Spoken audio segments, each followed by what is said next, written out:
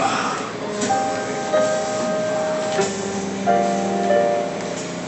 Muy buenas noches, bienvenidos, bienvenidas las amigas y los amigos que nos distinguen con su atención.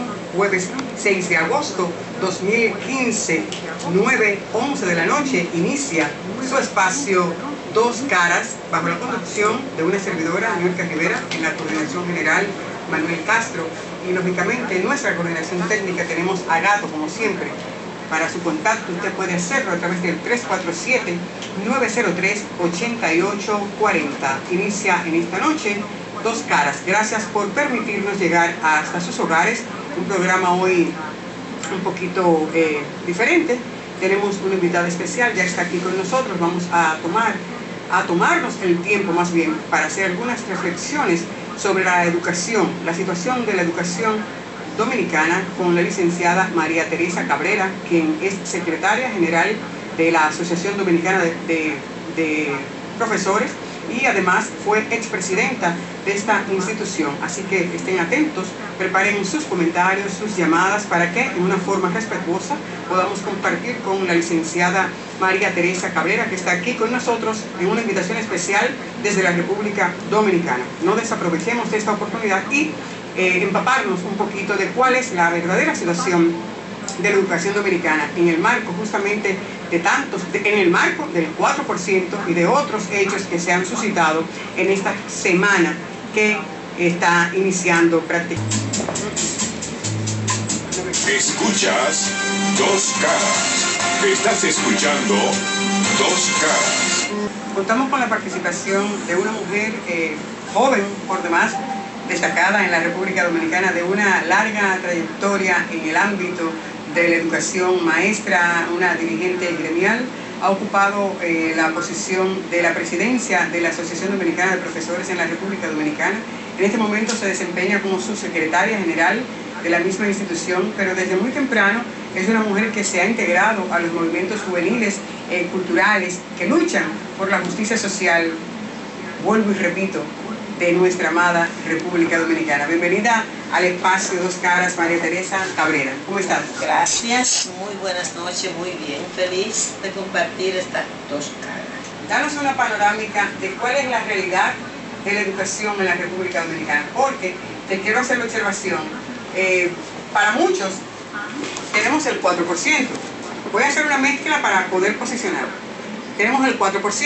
Diríamos que, oh, qué bien, tenemos un 4%. Sin embargo, el propio secretario técnico de la presidencia reconoce recientemente que somos, en buen dominicano, la CHU, porque de 140 y pico de países ocupamos la posición 146. Entonces, dinos por favor, ¿cuál es la realidad de verdad de la educación en la República Dominicana?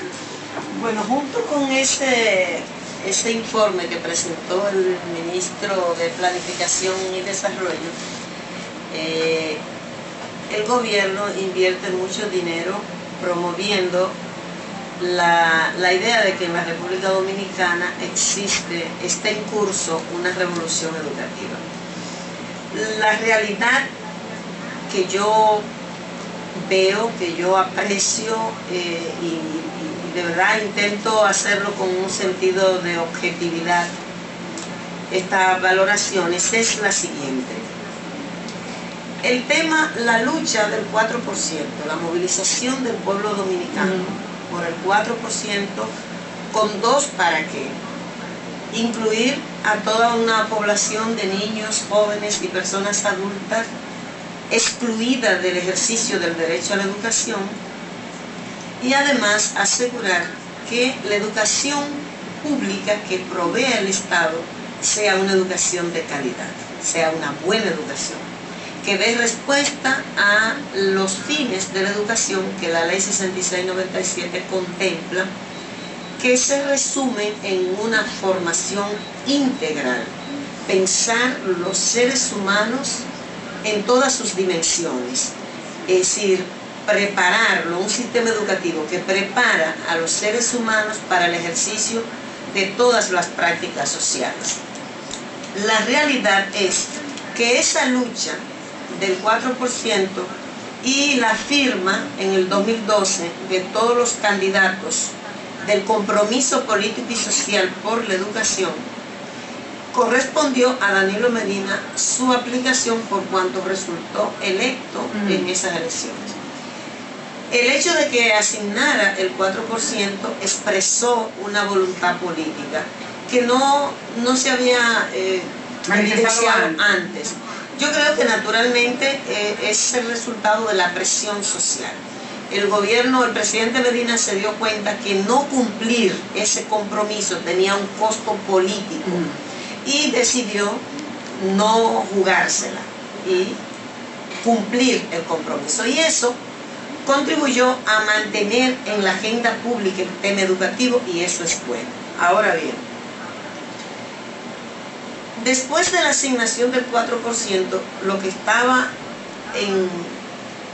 lo que desafiaba de alguna manera a la sociedad dominicana, al Estado, al gobierno dominicano, era el cumplir con esos para qué de la lucha por el 4%. Y lo cierto es que efectivamente en la ejecución, en la implementación del 4%, no ha habido equilibrio en la distribución del presupuesto. Es decir, ¿a cuánto asciende el presupuesto de educación en este momento? En este momento son 119.000 millones de pesos. ¿Incluido el 4%? Sí, eso es lo que... 119.000. Sí, eso es lo que representa el 4%. Ahora, ¿qué ha pasado? El gobierno presupuestó, programó prácticamente el 65% de los ingresos adicionales que implicó el 4% para el Ministerio de Educación, lo programó para construcción de escuelas. Construir escuelas sin duda es importante porque crea espacio para que entren todos los que están excluidos. Ahora bien, el gobierno lo hizo en una cifra que sabía que no iba a cumplir. El primer año se planteó construir 10.000 aulas y contempló 34.000 millones de pesos para ese programa. Y el nivel de ejecución, evidentemente, no alcanzó los 19.000 millones de pesos. El segundo año pasó lo mismo. Se programa un volumen altísimo, pero no se ejecuta. Entre los 2 primeros años, la meta era construir 18.000 aulas nuevas. Y no ocurrió así, y 23.000 rehabilitadas. Y sin embargo, ¿qué pasó? ¿Cuál es la situación en la infraestructura? En los primeros 2 años, 10.017 entre nuevas y rehabilitadas. O sea que se queda por debajo de un 40% de la meta planteada. Entonces, pero a eso tú tienes que agregarle que yo creo que era claro que el gobierno sabía que no iba a poder construir todas esas aulas, que fue una manera de decir, estoy destinando este presupuesto, pero no se va a ejecutar. Eso por un lado. Por otro lado, no hubo equilibrio en la distribución del presupuesto. Se supone que el presupuesto es la planificación, la programación de una intención que se traduce en políticas públicas. Yo digo, yo quiero que todos los niños y niñas, yo digo gobierno, ¿verdad? Sí. Todos los niños y niñas desde 3 años ingresen a la escuela, a la educación inicial. Entonces es una intención y yo le pongo un monto. Y eso se traduce en una política pública. Y digo, voy a financiar esto con esta cantidad de dinero. Por lo tanto, cuando se distribuye el presupuesto, yo, ciudadanía, tengo la posibilidad de apreciar cuáles son las reales prioridades. ¿Qué es lo que se está priorizando? ¿Cuál es la visión que se tiene de enfrentar el problema, en este caso, de la educación? Entonces ese equilibrio hizo mucho daño, porque se han construido, se ha hecho toda una promoción de construcción de escuelas que, dicho sea de paso, muchas están paralizadas, tienen 8 meses, 10 meses, que están paralizadas, sin concluir, y muchas comunidades se están movilizando por esto. Pero aparte de eso, el tema de la educación, la manera, por ejemplo, cómo se ha implementado la tanda extendida, que es otro tema que se vende como el nuevo paradigma de la educación dominicana. Y que forma parte del 4. Claro, exactamente. Entonces, ¿pero qué pasa? La tanda extendida fue una reivindicación del primer plan decenal. Cuando se hizo la reforma curricular de 1995, se pensó en un currículum que necesitaba evidentemente más tiempo que la tanda regular. Y cuando se reivindica la tanda extendida o tanda completa, como se le llamó en ese momento, se piensa en la posibilidad de transformar todos los procesos cotidianos que tienen lugar en la escuela. Y eso implica el acompañamiento pedagógico, eso implica la práctica docente, eso implica las relaciones educativas que se construyen cotidianamente, alumnos y alumnos, maestros, comunidades, escuelas, en fin. Y entonces, naturalmente, ¿qué se está haciendo entonces en nada, la tanda extendida simplemente se limita a más tiempo en la escuela y que almuercen en la escuela, que coman. Y el gobierno, incluso el ministro de Educación, cuando aborda el tema en los programas, enfatiza eso. ¿Sabe lo que significa? Que los niños pasan 8 horas en la escuela y que además comen. No se refiere a el proceso pedagógico como tal, la formación que está teniendo lugar allí. Entonces se siguen priorizando las 4 áreas básicas, se imparten en la mañana, en la tarde se repiten los talleres. En ese sentido, por ejemplo, ¿cuál es la participación del ADP en ese sentido? Para reclamar justamente eso. Mira, el ADP ha tenido un papel, si tú quieres, tímido, porque cuando la miras como institución integral, porque en este momento la ADP la preside un miembro del Comité Central del PLD y no puede como jugar mucho rol no puede al mismo tiempo defender al gobierno y también hacer el rol que le corresponde al sindicato. Naturalmente, desde la base del magisterio y las corrientes que interactuamos en la ADP, pues sí hemos estado siguiendo, haciendo procesos de veeduría social, señalando y proponiendo. Nosotros, por ejemplo, tuvimos una discusión con el ministro y le hicimos ver que el enfoque que se definió en el ministerio con el tema de la jornada extendida es errado, porque sigue siendo prácticamente más de lo mismo. Cuando se necesita la implementación de un currículum que dé respuesta a esas aspiraciones de una formación integral. ¿Ese currículum qué incluiría?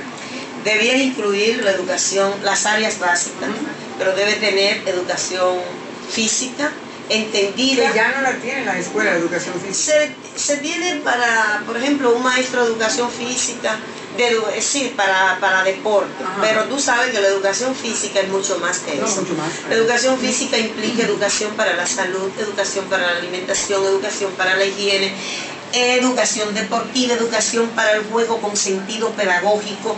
Es decir, es una visión mucho más integral que tiene que ver con el ser humano en sus distintas dimensiones, pero también debe tener ese currículum la educación estética, es decir, las distintas expresiones, dimensiones de las artes, que los niños puedan tener la posibilidad de participar en talleres de pintura, que los niños puedan tener la posibilidad de tener talleres de teatro, de que puedan tener música, talleres de música.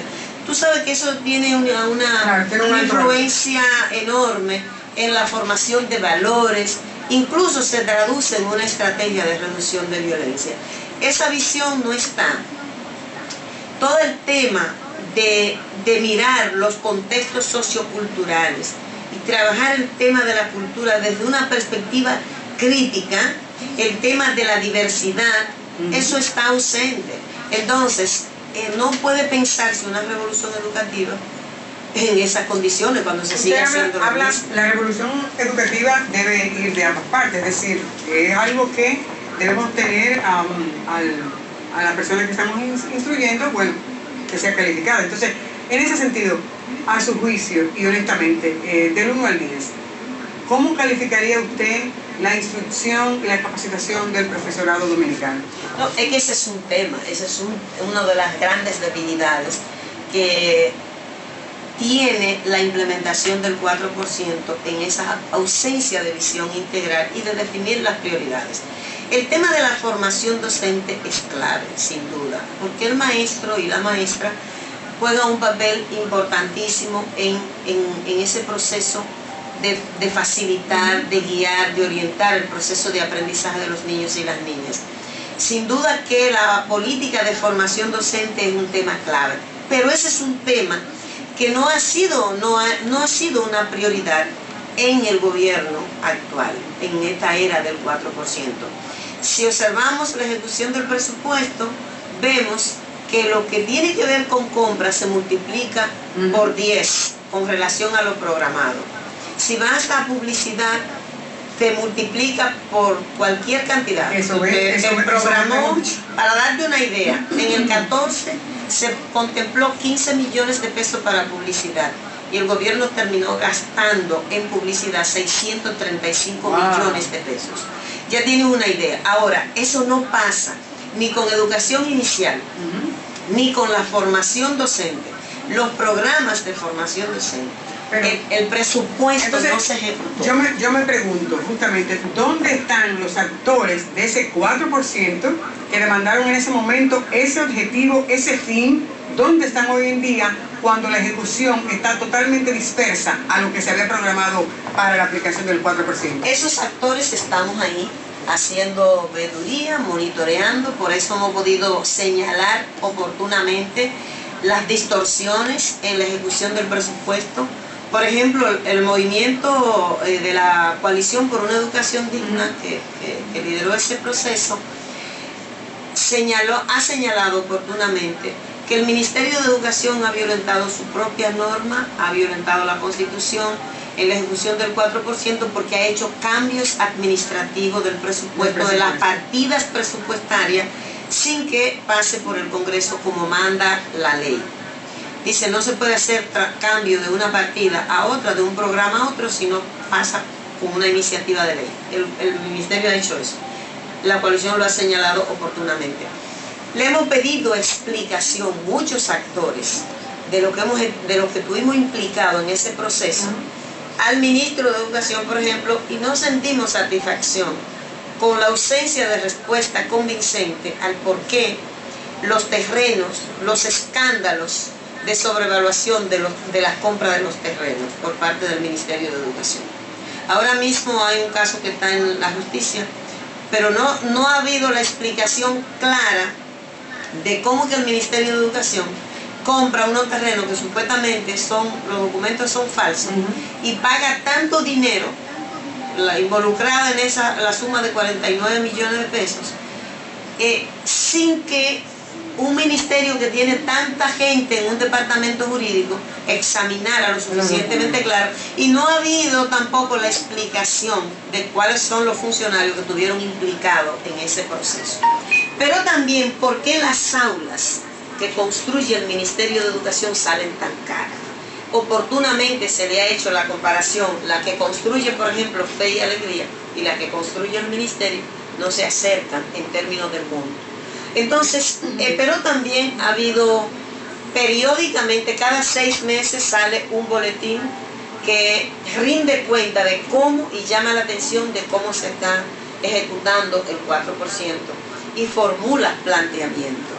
Lo que ocurre es que el Ministerio de Educación ha priorizado la propaganda, la lógica más electorera, y por eso prioriza dar comida, que por un lado genera un área de negocio para muchos compañeros de su partido y de allegados, porque así es que también se maneja ese programa, y al mismo tiempo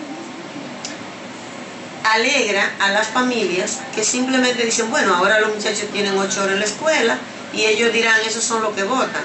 Pero realmente nos parece que es una forma muy lamentable de no aprovechar la disponibilidad de recursos para realmente impulsar un proceso revolucionario de la educación dominicana que lo requiere.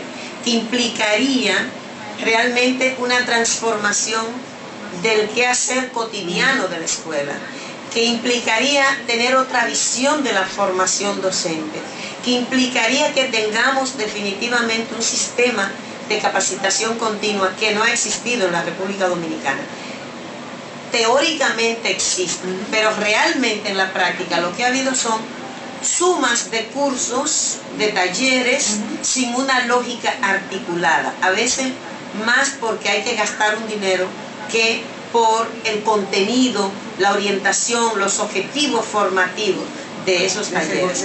Entonces, yo creo que es una forma lamentable de no aprovechar esta disponibilidad de recursos para incluir a más personas que ha estado excluida del derecho a la educación y para que las políticas estén animadas por la intención de mejora de la calidad de la educación. ¿A qué cree usted que se atribuye el bajo rendimiento del estudiantado dominicano? Yo creo que tiene que ver con una realidad que afecta al sistema educativo desde hace mucho tiempo, que se ha diagnosticado muchas veces. En el 92, por ejemplo, cuando se hizo el primer plan decenal, el diagnóstico que se elaboró indicó que la educación dominicana tenía 4 problemas esenciales que se expresaban en baja cobertura, es decir, dejaba mucho fuera, baja inversión en la educación. En ese momento no se alcanzaba ni siquiera un 1% del Producto Bruto Interno. El otro tema tenía que ver con el tema de la calidad de la educación. Y el cuarto tema tenía que ver con la formación docente y las condiciones de vida y de trabajo de los maestros y las maestras. Que es un tema, un factor clave. Por lo menos ese factor ha mejorado en los últimos años. Ha habido mejora del salario nominal. ¿Del salario? Nominal. Porque el tema de la República Dominicana es si lo que se gana ahora te permite adquirir todos los bienes y servicios que podía adquirir en el 60 con ese salario, porque el salario real, la capacidad de compra se ha reducido de manera extraordinaria. Bueno, el Banco Mundial acaba de indicar que en los últimos 10 años ha habido una reducción del salario real de un 27%. Entonces, pero el tema de la educación tiene que ser integral. Tú no puedes decir, yo voy a hacer la escuela ahora y después voy a formar a los maestros.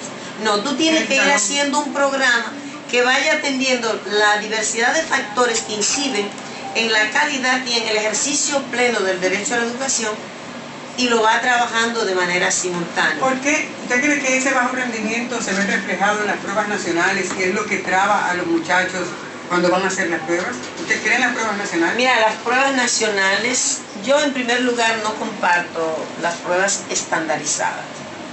Yo pienso que las pruebas estandarizadas tienden a hacer que la escuela, los maestros y los alumnos, todo el mundo se concentre en pasar la prueba.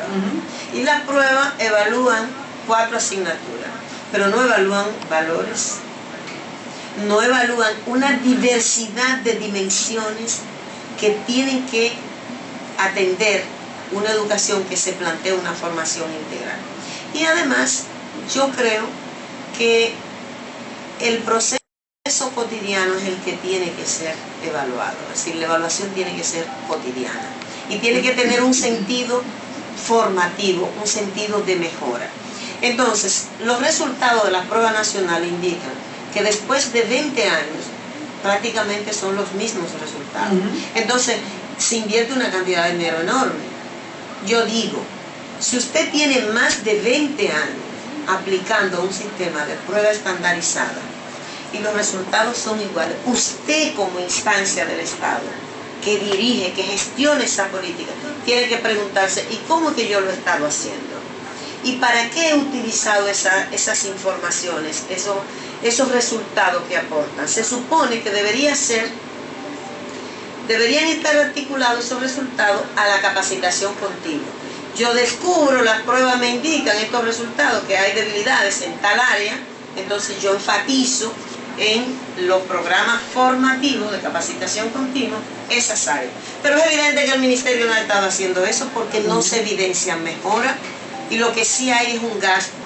Continuamos en su espacio Dos Caras. Recuerde, estamos en un espacio de reflexión sobre la situación de la educación en la República Dominicana. La licenciada María Teresa Cabrera nos acompaña en la noche de hoy. María, hablábamos fuera de la pausa.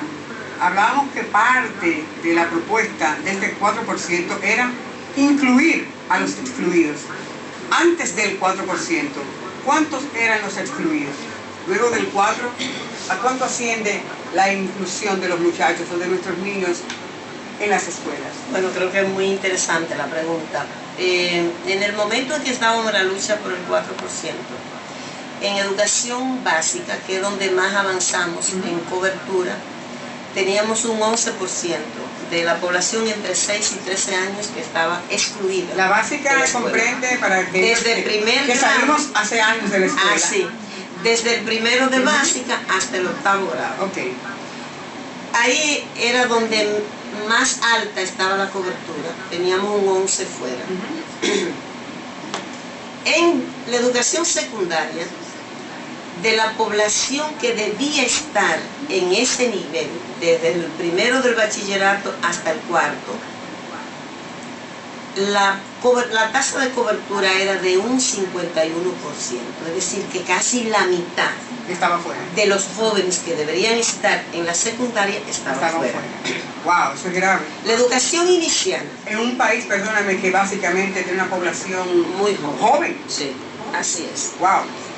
En educación inicial ha sido un lujo en la República Dominicana para las familias que pueden pagar. La escuela pública recibe solo los de 5 años, porque la ley lo establece como obligatorio. Sin embargo, de esa población de 5 años, un 25% estaba fuera. Es decir, de cada 100 niños y niñas con 5 años de edad, 25 estaban fuera. Los de 3 y 4 años estaban absolutamente prohibidos en la escuela pública. Solo los que podían pagar lo mandaban al colegio privado. ¿Qué ha pasado después del 4%? Bueno, en el nivel inicial, el Ministerio de Educación nunca ha ejecutado el presupuesto en la era del 4%.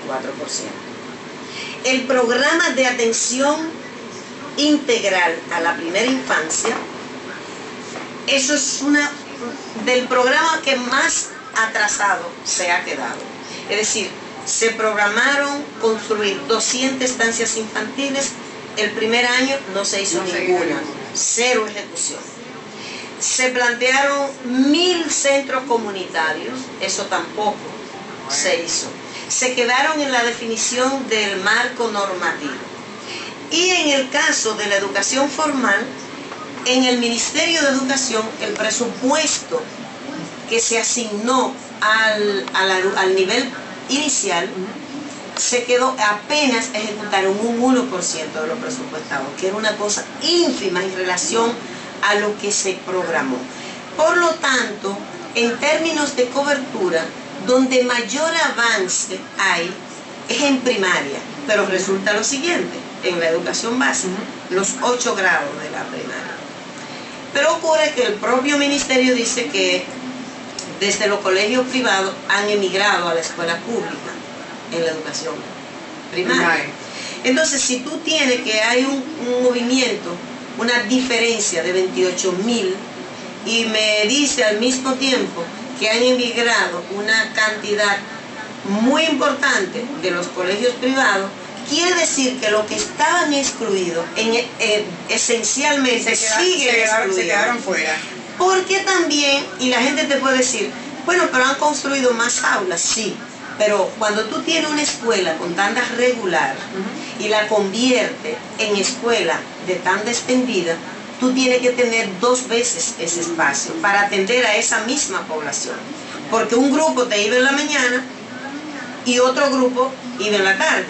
Entonces, si va a estar un solo grupo todo el día, necesita 2 escuelas para atender a esa misma población. Y eso es lo que explica que en términos de inclusión no hayamos avanzado en el 4%. Pero también yo creo que hay que decir muy brevemente, porque sé que el tiempo se está acabando. No solamente eso, sino que no queríamos dejar pasar tu visita aquí en Nueva York y que habláramos un poquito de política, porque lamentablemente no hemos... No, pero en un minuto nada más. Que el tema de la inclusión no es solo que el niño y la niña ingrese a la escuela. Se tiene que expresar en que se creen iguales oportunidades para aprender de todos los niños, no importa si están en Pedernales o si están en la Loma del Coco. Así. Entonces, ese tema de la inclusión y de la equidad implica lo territorial, lo social, y ninguno de esos criterios se han atendido. María, así rápido, en un esbozo rápido, háblanos un poquito de tu participación en política, y en este caso ya va a ser solamente de invitar a los amigos y a las amigas para que voten para este próximo 2016 y que lo hagan por la opción que yo sé que tú entiendes y que estás participando de ella, que es la convergencia. Yo creo que efectivamente el cuadro que vive la República Dominicana, tenemos más de 50 años en una transición democrática y el régimen político sigue intacto, una democracia que se limita a lo electoral con muchos vicios, sin reglas, sin normas claras, sin garantía de los derechos electorales de los ciudadanos. Pero al mismo tiempo crece la pobreza, al mismo tiempo crece la desigualdad social, la riqueza se concentra, el partido que está en el gobierno concentra, tiene el control prácticamente absoluto de todos los poderes públicos y tiene la pretensión de perpetuarse en el poder. A eso le agrega cómo se ha extendido de manera inimaginable la corrupción en la administración pública y la impunidad. El presidente Danilo Medina prometió que enfrentaría el tema de la corrupción y la impunidad. Dijo que actuaría por rumor público, por simple rumor público. Y es un presidente que juega también con este tema. Acaba de, hace unos 20 días, de anunciar, convocar a todos los medios de comunicación para anunciar nuevas medidas en aras de la transparencia en su gobierno. Sin embargo, los funcionarios no hacen la declaración jurada de bienes, que la ley le obliga. La propia norma establece que como sanción puede ser destituido por el presidente de la República. El presidente no se ha dado por enterado. Al contrario, yo creo que puso en relieve las más diversas formas de corrupción en el afán por imponer la reelección presidencial y tener los votos para pasar esa reforma. Pero además acaba de hacer designaciones que la República Dominicana está escandalizada, porque ponen en evidencia que al contrario, en vez de voluntad para enfrentar la corrupción y la impunidad, el gobierno se compromete cada vez más con esa práctica. En ese sentido, nos parece que los dominicanos que creemos en la posibilidad de que la República Dominicana pueda transitar por un rumbo distinto, de que la calidad de vida de la gente se coloque en el centro de los propósitos, de las políticas públicas, que creemos que la República Dominicana de verdad puede aspirar a construir una democracia de ciudadanos y de ciudadanas, tenemos que apostar por el cambio. Y el cambio es posible en la medida en que seamos capaces de construir una unidad amplia, tan amplia como sea necesario, para sacar del poder al Partido de la Liberación Dominicana, bajo un compromiso mínimo de cambiar los cimientos del régimen político y de crear la posibilidad de bienestar material y espiritual para el pueblo dominicano. Por eso creo que la opción es la convergencia. Bueno, María Teresa, gracias por estar aquí con nosotros en este espacio Dos Caras. Agradecerte que hayas dispensado este tiempo. Sabemos que tienes una agenda un poquito apretada porque estás viniste a unas actividades ya puntuales y que hayas dispensado este tiempo para compartir con nosotros aquí. Te lo agradecemos infinitamente. En la coordinación general, Manuel Castro; en la coordinación técnica, Gato. El número de contacto, cuando ya no estamos aquí en el estudio, 347-903-8840. Hemos compartido con la licenciada María Teresa Cabrera, secretaria general de la Asociación Dominicana de Profesores y expresidenta de esta misma institución. Te vamos a invitar para que compartas un tema musical, siempre lo hacemos así. En este caso, una grande dominicana, Ida a destiempo, pero que esta canción retrata vívidamente lo que lamentablemente a lo largo de todos estos años hemos venido padeciendo en la República Dominicana. Ojalá que, como tú señalas, la convergencia sea un espacio para que podamos nosotros encaminarnos para un cambio radical, estructural, en todo lo que tiene que ver en el quehacer del bien común en la República Dominicana. Con ustedes, Sonia Silvestre. Gracias, María Teresa, por estar aquí con nosotros. Gracias a ti. Cuídense mucho, hasta la próxima semana. Estás escuchando Dos Caras. Hemos presentado Dos Caras. Bienvenida al espacio Dos Caras, María Teresa Cabrera. ¿Cómo estás? Gracias, muy buenas noches, muy bien. Feliz de compartir estas dos caras. ¿De verdad que sí?